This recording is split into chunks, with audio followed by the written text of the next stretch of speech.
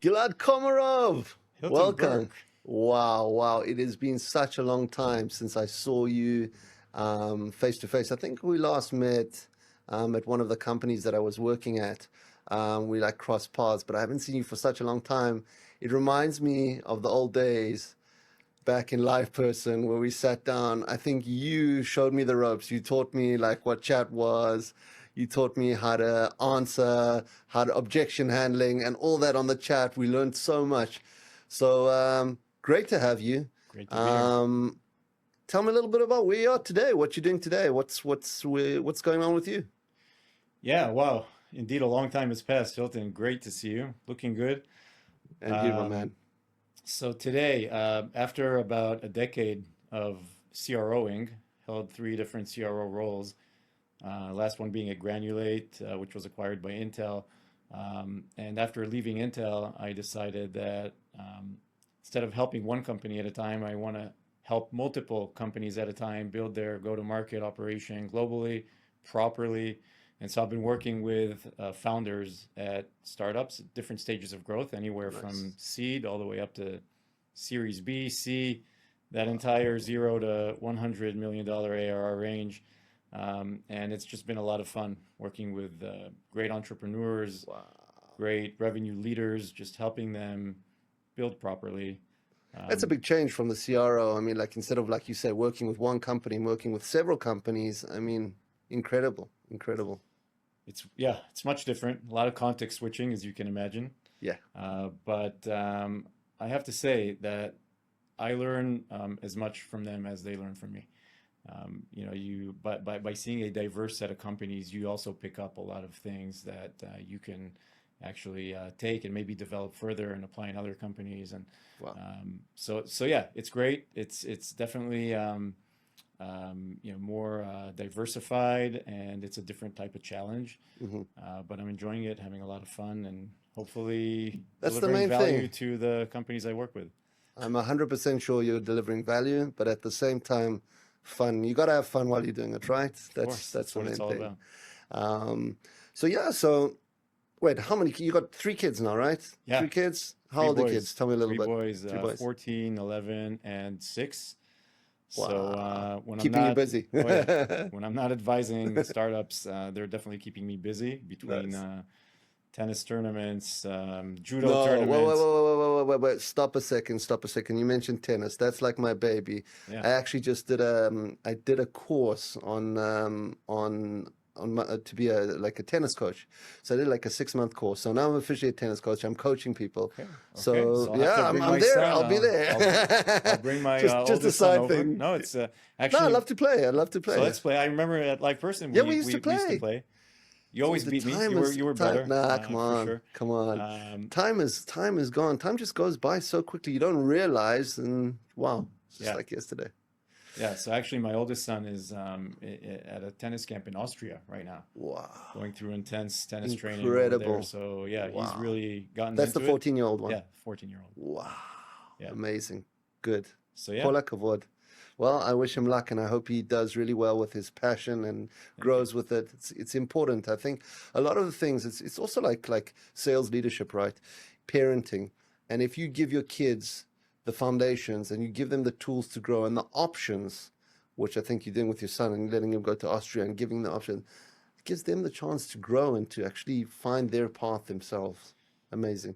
Yeah, and I think tennis, it's I think it's great preparation for developing mental toughness. Right. I don't know if you saw the Netflix series Breakpoint. Yes. Yes. So Yes. I sat my son down and he watched it. I Wow. think there were two seasons, if I'm not mistaken, maybe even I more. think I don't know if I watched this. Maybe I did watch the second one, but it's unbelievable, So it's amazing intense. just to get into their minds before Yeah. tournaments and see how they prepare and how they deal with the stress. Wow. And it's an individual sport. So really, That's the I thing. think, we all say that, sales is a team sport. Hmm. And I'm kind Hmm. of Hmm. Hmm. diverting over to sales, but I think sales is both an individual sport and a team sport. If you don't know Absolutely. to work as a team and leverage all the resources that are at your disposal in the company, you're probably going to fail. But at the end of the day, you're accountable for the number. And it's like in tennis. It's like Absolutely. if you win or lose, you're accountable for it. And you need to go back and understand what you need to work on: your forehand, your backhand, the serve, your agility when you're going up to the net. A lot of great stories to be told on On tennis the and tennis courts. players and how they deal with all that stress and develop the mental toughness needed in order to win. So, The mindset, it's incredible. Like the mindset, wherever you like, I find a very big correlation between sports, top sportsmen, like competitive sportsmen, and salespeople. I think there's a very close correlation between the two. Um, because that mindset of like being a winner, like mhm. getting to your quota, passing your quota. And it's the same sports. You want to win. You always want to win. You got that winning attitude. But I want to talk to you a little bit about your journey and your climb, like where you started in the early days and where you got to today. It's incredible. I'd love to understand of like your mindset in the beginning. Yeah, We'll talk about that a bit later, and where you started. Tell us a little bit about and I know why you're smiling about that because it's a bit of an unusual story. that. And I have to say that I do owe a lot of my, I wouldn't say success, but I guess my path into tech to Hugh Hefner, Wow, of all people, wow, wow. the founder of Playboy. And I'll explain.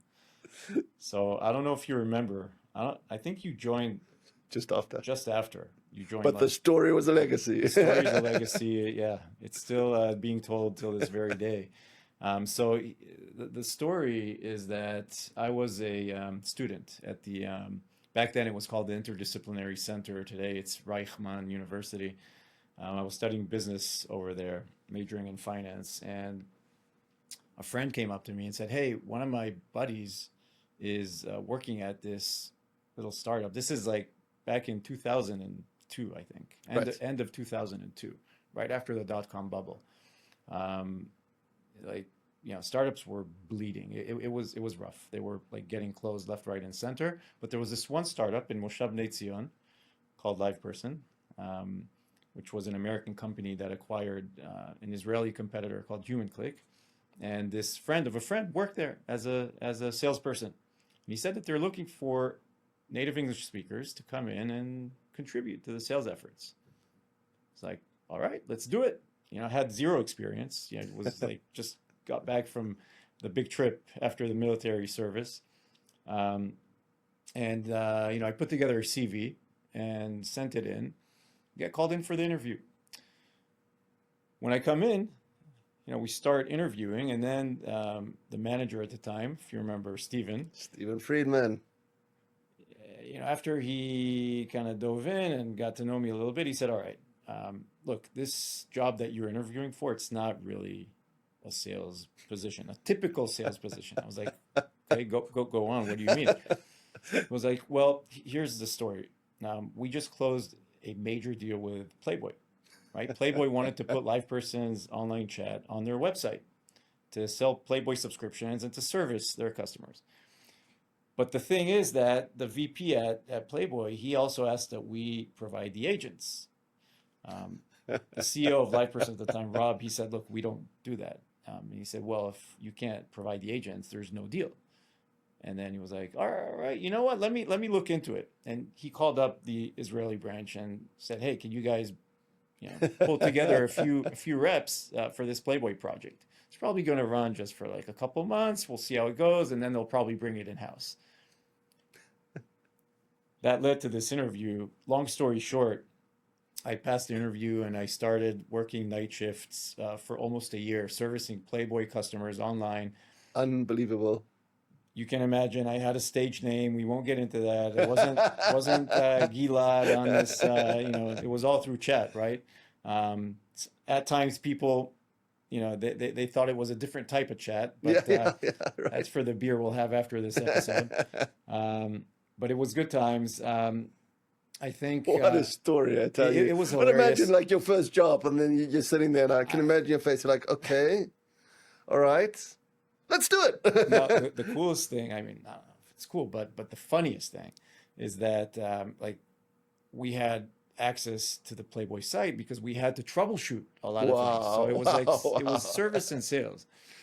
So it was pretty funny, but a couple good things came out of that. One, by using LivePerson solution on the Playboy site, I actually got to learn it really well. So, Right.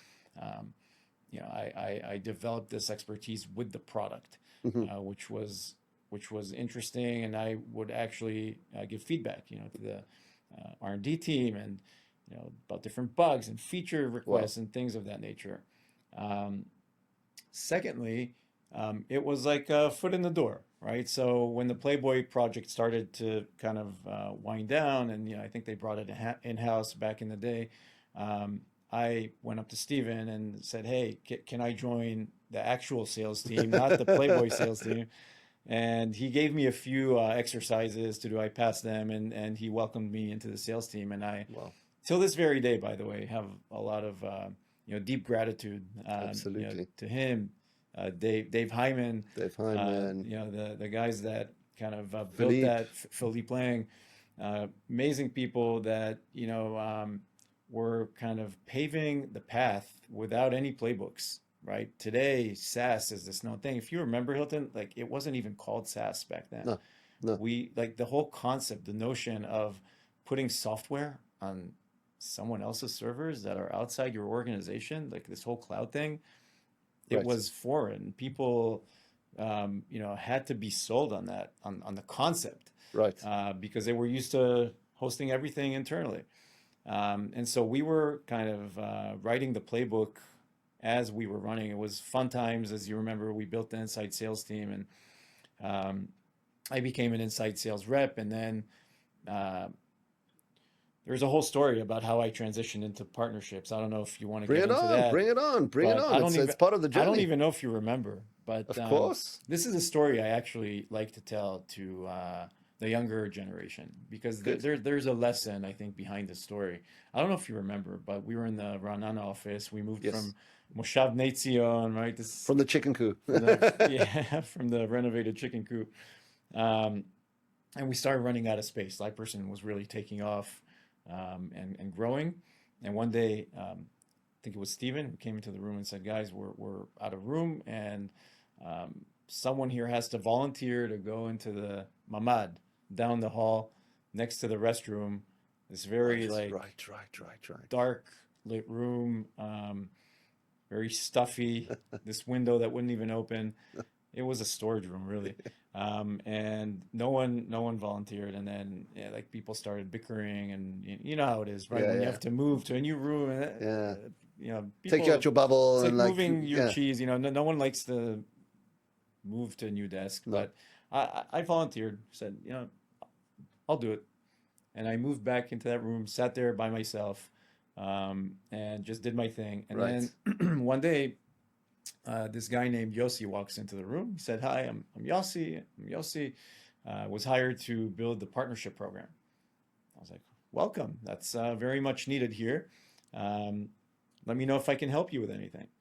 And so, we kind of hit it on well, and I would, show him the product and get on calls with him, like just, Amazing. volunteer to help him out. And he started to kind of build his in ways into different types of partnerships. Then one day, 3 months after he started the role, he walks in and he says to me, "Gilad, uh, I need to leave the company. Wow. For different reasons. He had to Right. take over his family business, his dad's business, and he said, but I actually recommended Philippe and Eitan, who was the CEO, if Yes. you remember, um, to consider you for this role because I saw like how knowledgeable you are and how much you helped me with these partnerships. So they'll probably, Reach call out. you, to talk about it." Seriously, I didn't even like pay too much Didn't attention cross to your that. mind. You I didn't was think like, about it. "Yeah, You're like, okay, okay, thanks, whatever. Thanks for appreciate the it." offer.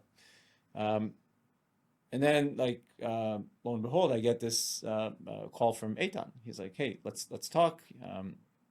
And then Philippe reached out, and we sat together, and we talked about this position and how we can build it and develop it. And month later, I was doing partnerships. It was the first, Unbelievable. after Yossi, obviously, the first partnership role at LivePerson, kind of built that program from the ground up. It ended up, Trying to think, there was one partnership that you had. We always used to have the coupons. I remember my coupon number 2617. That was the coupon number. wow, That's all I remember from it. But I remember we had this one partnership that you created. I don't even remember who the company was. Um, but we always had like that came first. We had to put in the like the coupon number, and that 2617 is just stuck in my head. I don't know why. So that's sometimes that's hilarious. my password for different things. But yeah, give away Wow. my secrets. That's incredible. Yeah, we had these coupon codes in order to let partners, Yes. give a discount to their customers, but also to track the deals that are coming in from from the partners. But we built this as a program, and I built out the team, um, and I guess the lesson here is that because I volunteered to move to that room and kind of step out of my comfort zone, and while everyone was kind of bickering and complaining, and why do we Yes. need to move? And then, I just volunteered and went there. That's how I met Yossi, and that's how Yossi ended up recommending me for that role, which would have probably never happened if I wouldn't have moved to that room. Unbelievable. So I always like to tell that story. It's like push yourself out of the comfort zone when everyone else is busy complaining Exactly. and fighting and bickering. Wow. Go like detach yourself from that situation, go into the unknown, uncharted Uncharted waters. territory, and Exactly. that's where the best things live.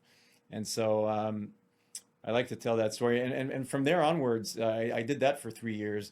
And then there were a few organizational changes, if you remember, in the company. And one day I got this call from Rob Lucasio, the CEO, offering me to step in to lead the global SMB business.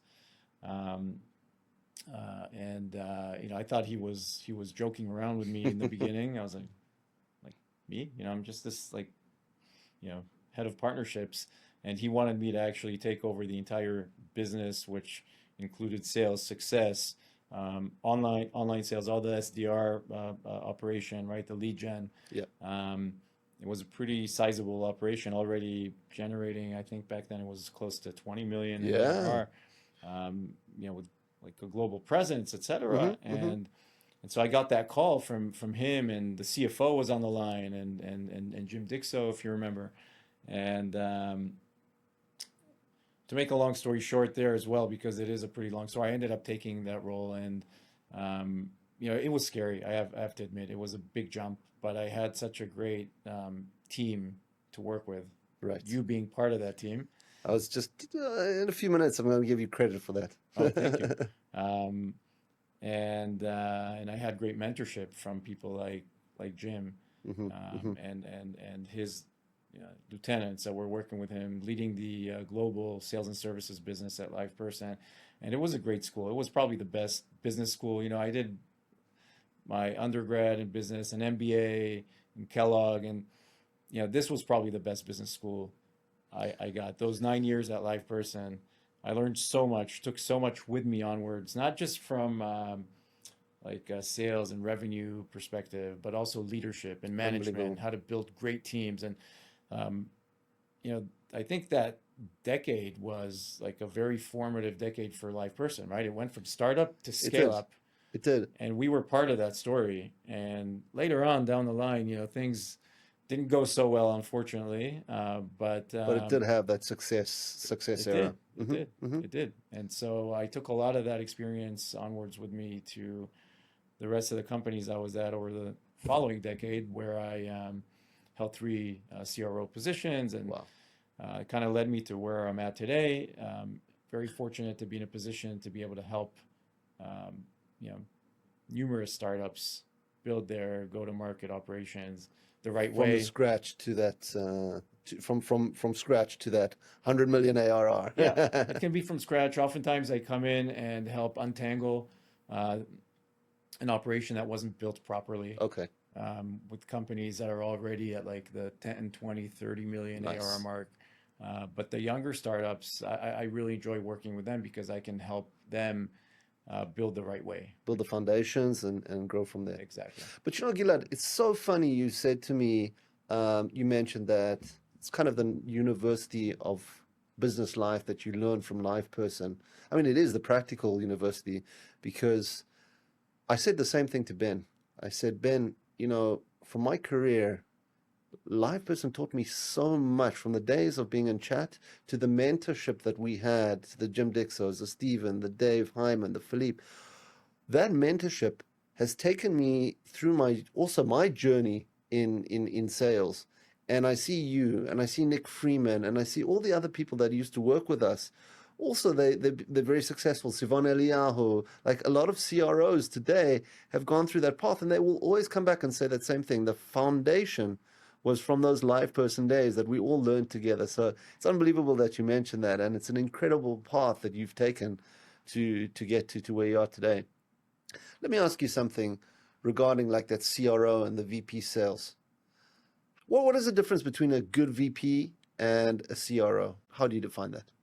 It's a great question, and I don't know if you saw the LinkedIn post that I put up on it. It actually became quite viral, Okay, and got a I'm lot sure of I did. got a lot of exposure.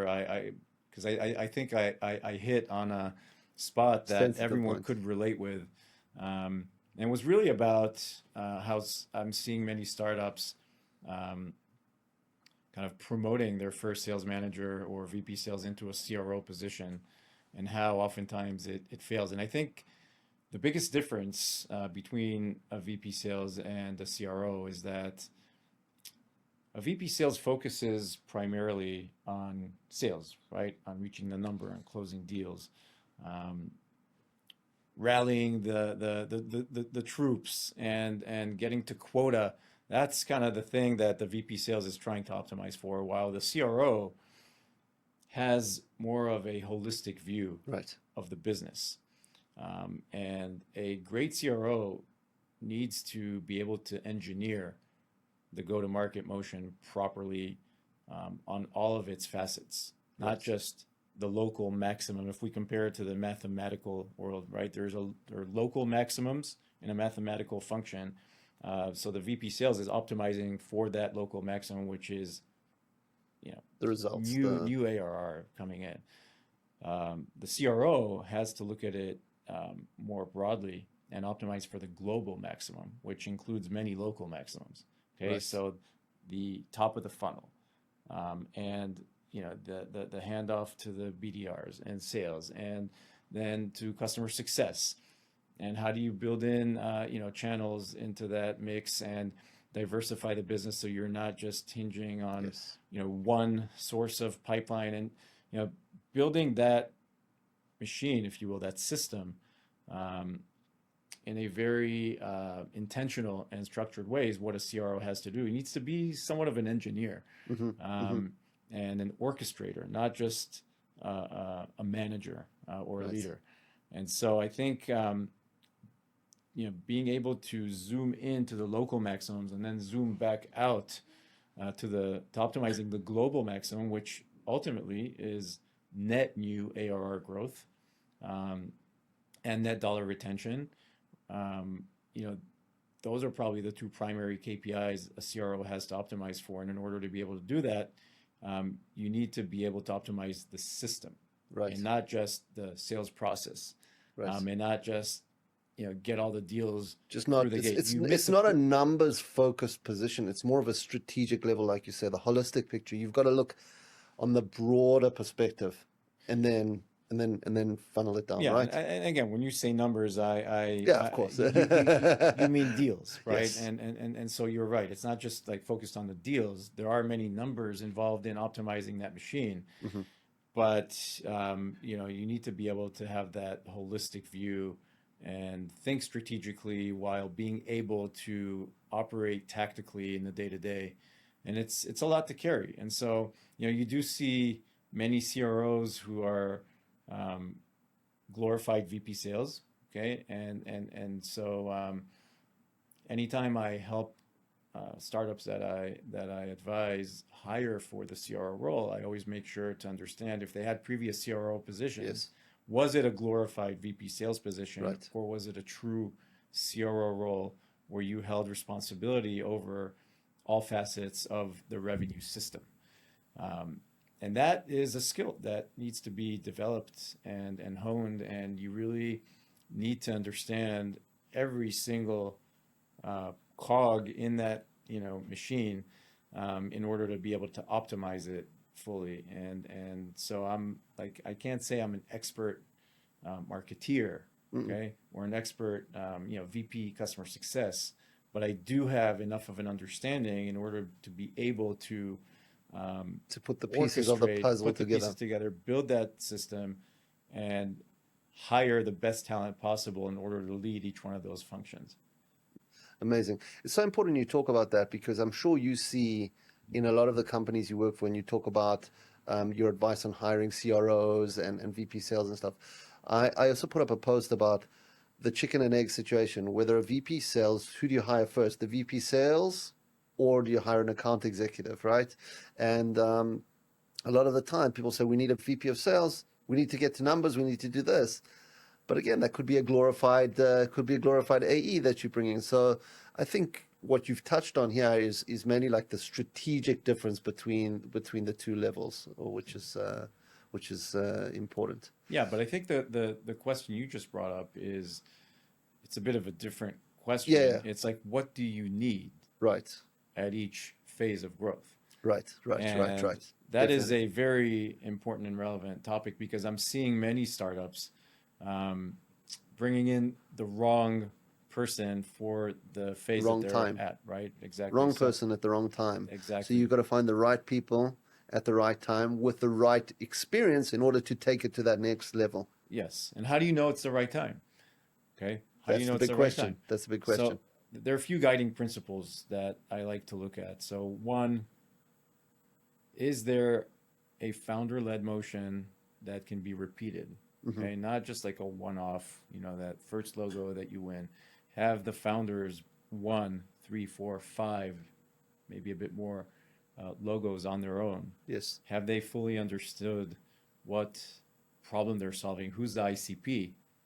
And reached at least an initial level of product market fit, which means customers are getting value from the product and renewing.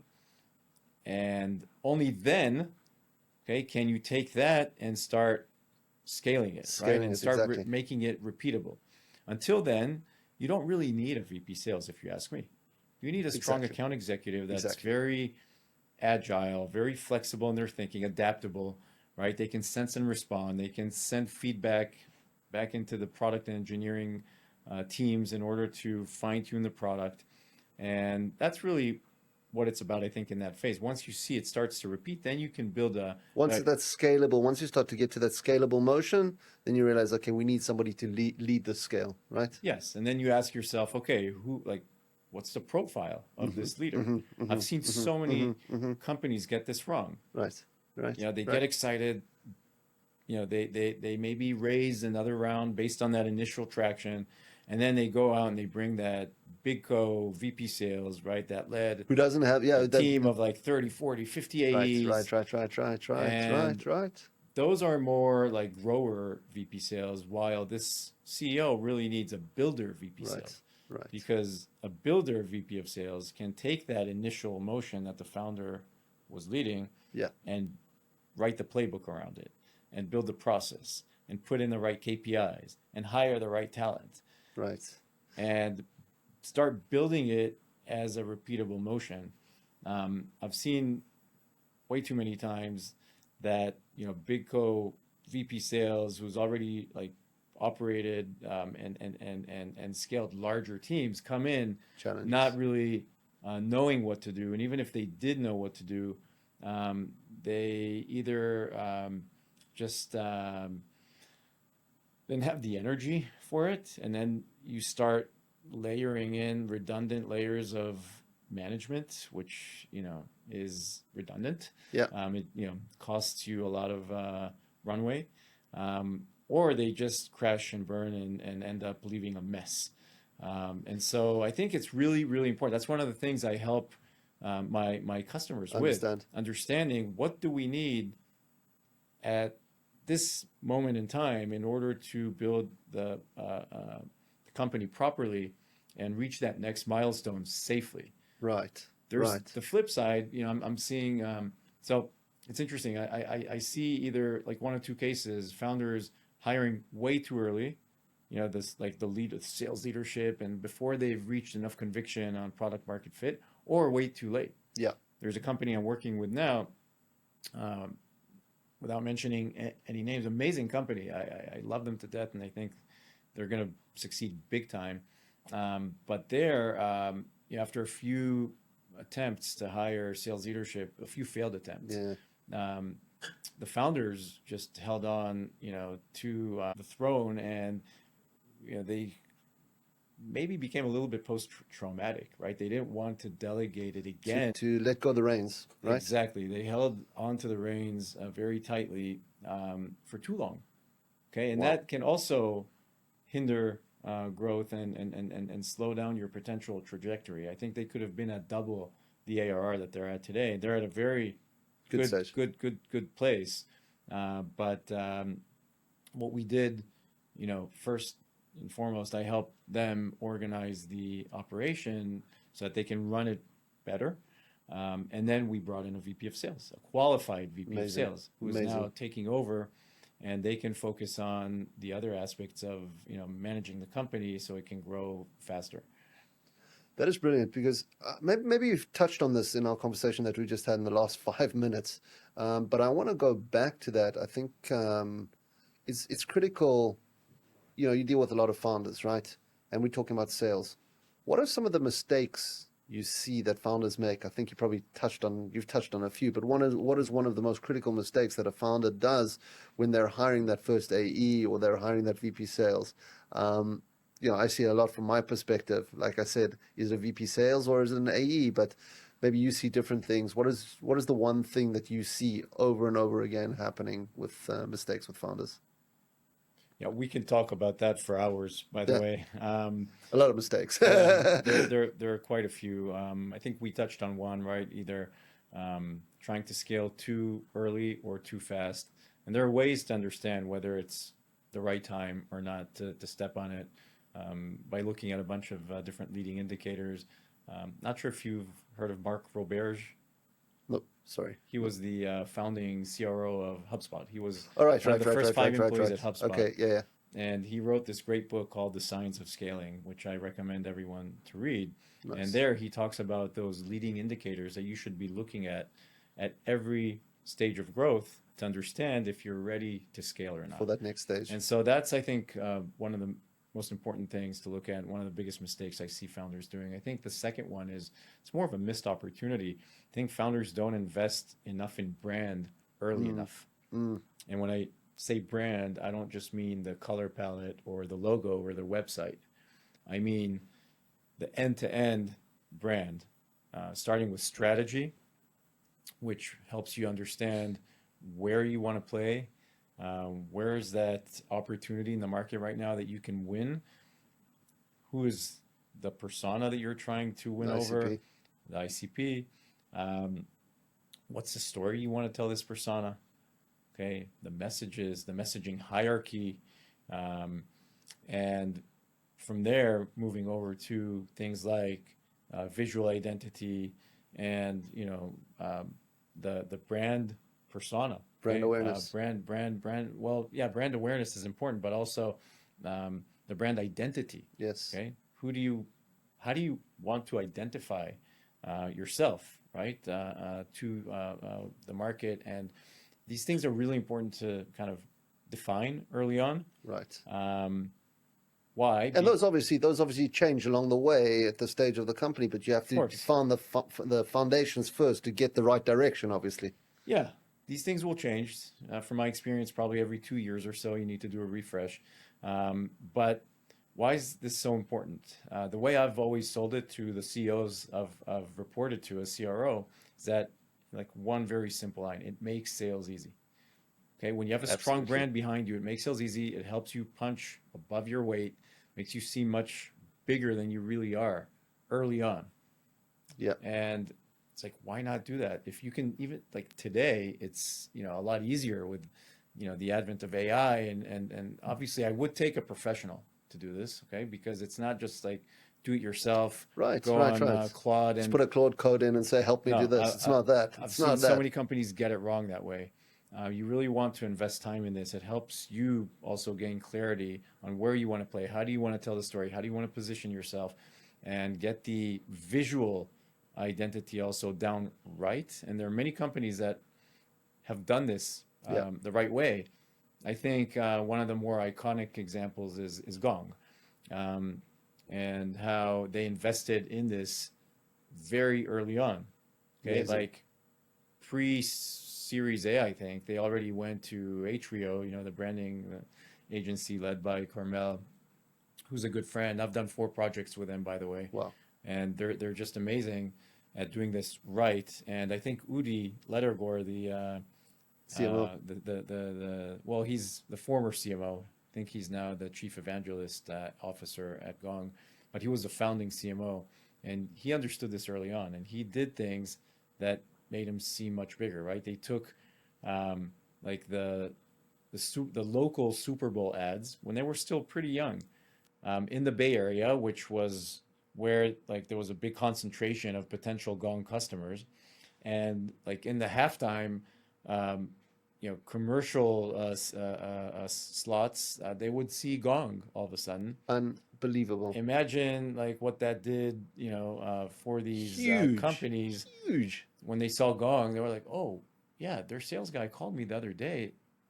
They must know their shit." It's like, They're here. wow, they're here, They're they're here. big, and so it really helped, I think, that and a series of many other things. By the way, Udi talks about this at length in his book called Courageous Marketing, which, again, any marketeer or any CRO or aspiring CRO should read this book because Amazing. it really hits on Well, say the name of the book again. courageous marketing. Courageous Marketing. Okay. And it's really about doing like ballsy things when you're still young Yeah. and small to make you just seem much larger than you really are. And I think it's a missed opportunity for many companies. We're like, no, we don't need to focus on that. Let's just focus on getting the first few logos and we'll do the brand later. I'm like, no, the opposite. Do it now. Do the brand now so that it'll be easier for you to get the logos, even if you need to tweak it every 6 months because you're still young, paving your path. That's fine.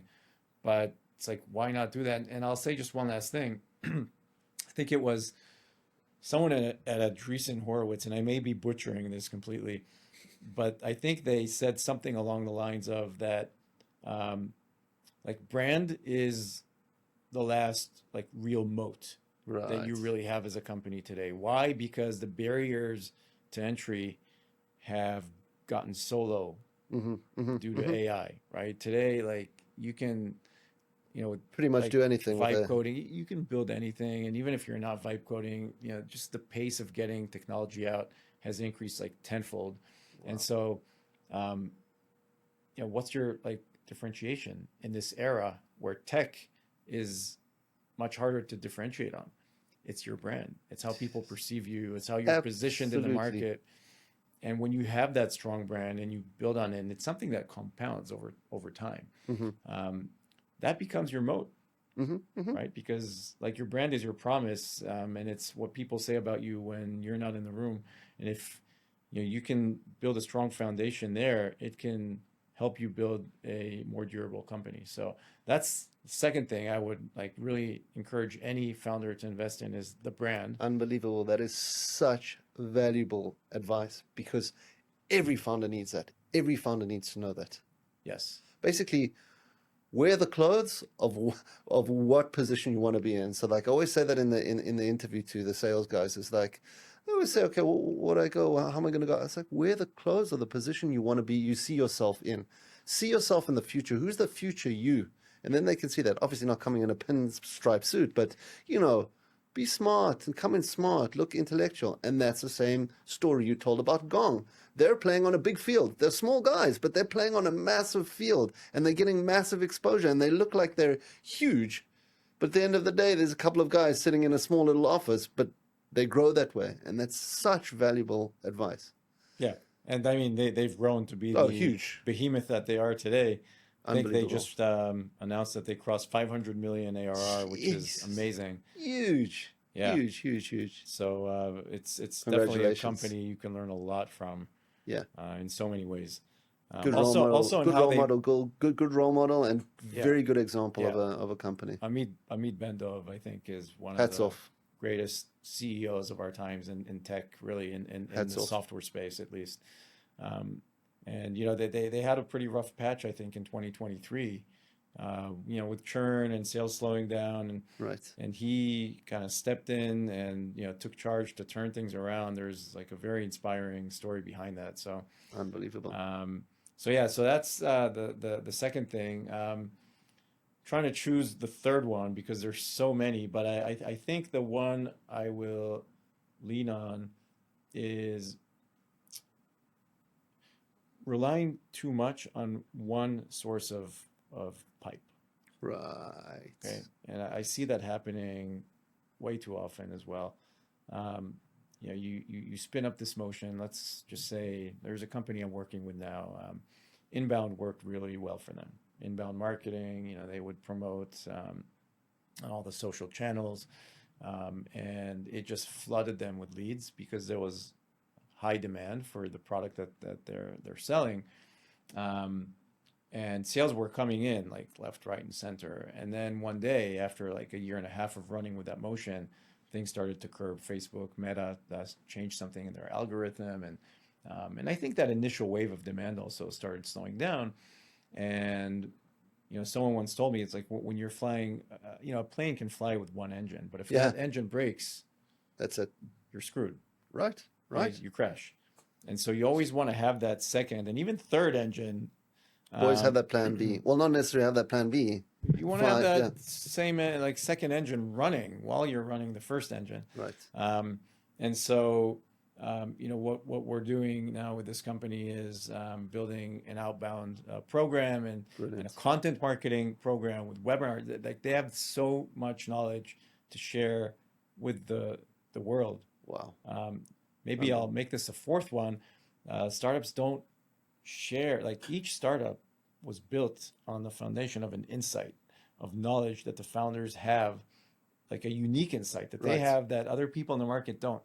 And some of them go the extra mile to share To that share that insight, knowledge. but many don't. Right. And today, like the stage is there, it's like LinkedIn is there. It's so easy to build a following and to promote their agencies that help you out with that. Someone, by the way, that did this really well, that I am good friends with and think very highly of is Gal Aga Amazing. from Aligned. You can see like the following that he has on Unbelievable. LinkedIn. He's become a thought leader. And I think he said that maybe 60 or 70% of their pipeline comes in from this organic Yeah. LinkedIn motion that they're running. Um, and so getting that content out there, getting your insights out there, I think is one way to build that second engine. You have Uh, to do it. but with this company, we built an outbound prospecting motion with outbound SDRs, and it's So kind of you've got those two engines running now. You don't need to rely on one engine. Let me ask you yeah. one other question. You touched on AI, and I want to ask you a little bit about AI today. It's a sweet spot for everybody. Do you think that AI is going to take salespeople's positions? That's the $1 million question. I've been thinking a lot about this lately. So here's how I view it. I think that you kind of need to look at sales maybe differently between transactional sales and like enterprise sales. Yeah, I think for the transactional sales, it'll happen a lot faster yeah, because you can automate so many things there. You don't really always have to talk to a salesperson. You see that in a way happening today with many products, right? Like the PLG products. You may need a little bit of help and support throughout the sales process, but maybe a well-trained bot, can help you get that, and then you're done. You pull out your credit card, you buy the product, and away you go. Think there for sure. yeah. Um, in enterprise sales, I think it's a bit different. I think there's a much bigger challenge there to replace what the human being brings with AI, because there's a lot of trust, and that comes with selling to the enterprise that has to be built. Definitely. There's a lot of orchestration, too many moving parts. managing like procurement and legal and infosec, and getting buy-in, identifying the economic buyer, getting their buy-in, building the relationship with the champion so that they can support you and sell for you when you're not there. That's a pretty big feat for an AI agent to do. And Absolutely. I know that because Absolutely. I work a lot with AI agents. I have this whole like operation really of agents that are helping me deal with the load that I have in my advisory business. Shout out, by the way, to Tom Evan, who has an amazing course. I encourage anyone to do that. I hope it's okay, all these plugs, Yeah, giving away all absolutely. these plugs. Absolutely. The By the more the way, better. guys, I have zero affiliation with Definitely. anyone that I mentioned here. This is coming from Absolutely. you know Absolutely. From the heart. pure heart and experience. So Tom's course, I took it like maybe 6 months ago, Amazing. and it's amazing. And I see what agents can and can't do. There are many things that they're good at. There are many things that they're still not good at. I think, to answer your question though, the day that AI will manage the buying process, that's the day that the Wow. That's the AEs big need change. need to start worrying. Because if you have an agent coming to buy from you, I think it means it'll be easier to align like an agent that can sell to that agent. Wow. And so imagine a reality where you have agents like Chatting with other agents. buying from each other, Wow. buying and Wow. selling to each other. Wow. That's crazy. Wow. It's a bit like unimaginable today. Uh, Who knows? but I think when we reach that state of AGI that everyone's talking about, that singularity event, that's pretty scary. So many things will Yeah. change in the world, things that we can't even fathom today. And so, is it going to happen soon? I don't think so. But I think Who eventually knows? Who it could. knows? It definitely, I mean, things are moving so fast with AI today, and I think one thing you mentioned, which is sliding on to the next topic, is the way I feel, the way I see it is that AI is definitely not going to replace salespeople. It's going to make them more efficient. You might not need as many salespeople, and there's that big differentiator between that small business and transactional sales to the enterprise sales. But it's definitely not going to replace in the near future salespeople. That's just my thought. But what you mentioned, and I think you just mentioned a little tip about it, which is your expertise, and something I learned a lot about from you when you were my manager for a short while. And again, I learned so much from you, and kudos to you as well for some of the stuff that I've taken away, is MEDDPICC. And I want to talk a little bit, like very briefly about it, because we don't have much time left. But I want to talk about how account executives today are using MEDDPICC, and if they're not using MEDDPICC, what is where are they going wrong, and like how they're failing to use it properly. Sure. So, for the ones that might not be familiar with MEDDPICC, it's a framework that was developed in the 90s at PTC, where Jim Dixell worked, by the way, and where he picked it up, to better qualify and manage opportunities in a more scientific fashion. So it's an acronym that stands for metrics: economic buyer, decision process, decision criteria, paper process, identified pain, champion, and competition. Wow. Those are the eight core elements of any complex deal. Okay. Mhm. And those elements need to be aligned with your sales process. And what I'm seeing is that AEs that make it second nature to think about these things and manage them and get their bases covered as they're managing their deal, they're the ones that have higher close rates. They're the Yep. ones that forecast more accurately. They're in control of their deal. And, at the end of the day, they perform a lot better. Wow. I've introduced MEDDPICC to AEs that were at the top of the charts. They did things really well. They could never explain why. And I think that MEDDPICC is the why. It helps you really understand what you're doing, maybe sometimes intuitively. Okay, you need a champion, but when you understand like what is the definition of a champion, right? It's someone that has a personal gain or a personal win. They have power and influence. They sell on your behalf when you're not there. Then you start thinking about how to develop the champion. Right. How do I empower this champion? First, how do I test the champion to see that I really have a champion? It's the method behind the madness of salespeople. That's the way I look at it. It's Yeah, really, Yeah, yeah, Right. Um, and so if you're aware of what needs to happen in order for you to identify and develop a champion, and test them along the way, then you kind of de-risk the deal. If you know that you must have an economic buyer at least aware, sometimes they won't be present, but at least they have to be aware and supportive of your cause and your initiative, um, then you know that you have to find that person, understand what they care about, what their strategy is. definitely. Have they been made aware of this process? Have they allocated budget for it? And if not, can we meet them so that we can help you, Mr. Champion, Right. get the budget that is required? And I'm seeing, yeah, MedPick wise, so many things getting wrong. AEs mistaking an economic buyer for a champion, Yeah, yeah. right? You start with that C level, you get excited. Yeah, the CISO, he's my champion. I'm like, not No, likely, not no. likely.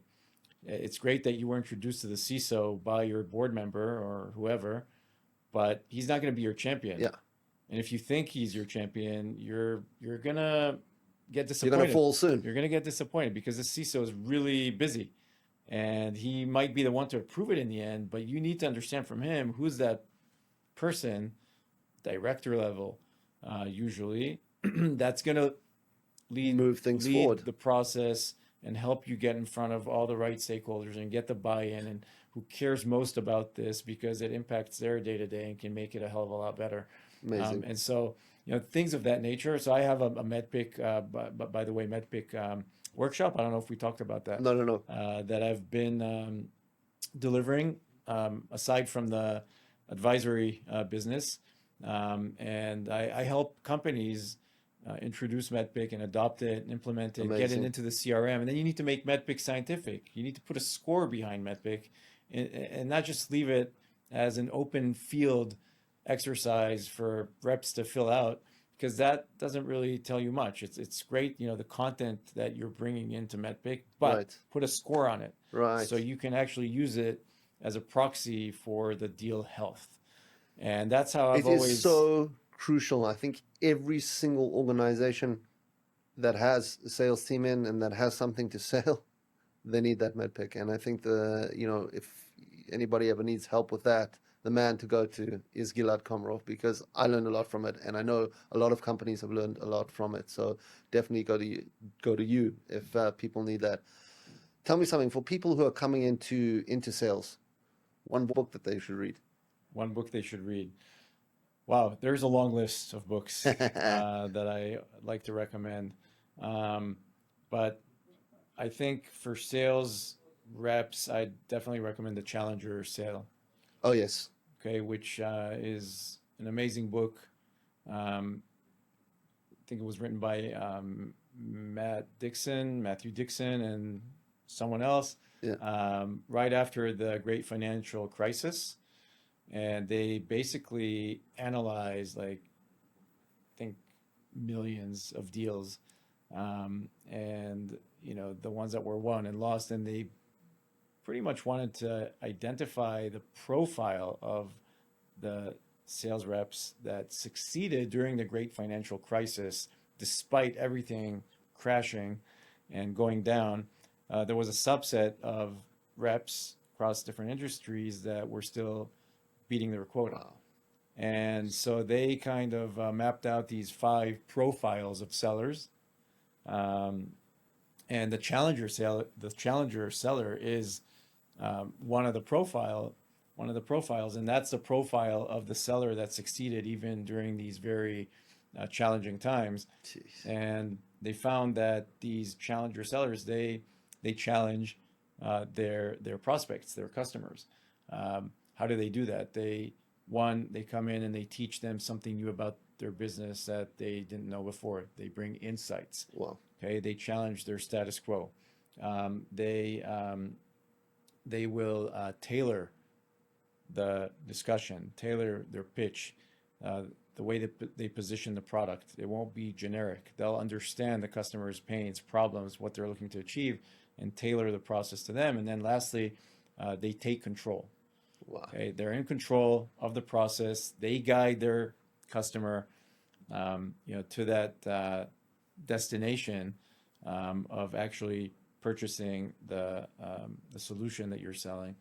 And I think that there are many ways, by the way, that I also touch on with founders and sales teams of doing that, like the mutual action plan, Yes, which is an amazing yes, tool. I wrote a post about that. It's one of the most undervalued sales tools absolutely, that 90 absolutely. plus percent of AEs don't leverage. And if even when they do, they don't do it properly. Right. We can do a whole like A whole episode on that. session on mapping. I But love it. take control at the end of the day, understand, like what You're right. the buying process is on the other Setting side, aligning with expectations. it, setting expectations, putting dates behind each milestone, Wow. assigning owners to them, managing the deal as if it's a project.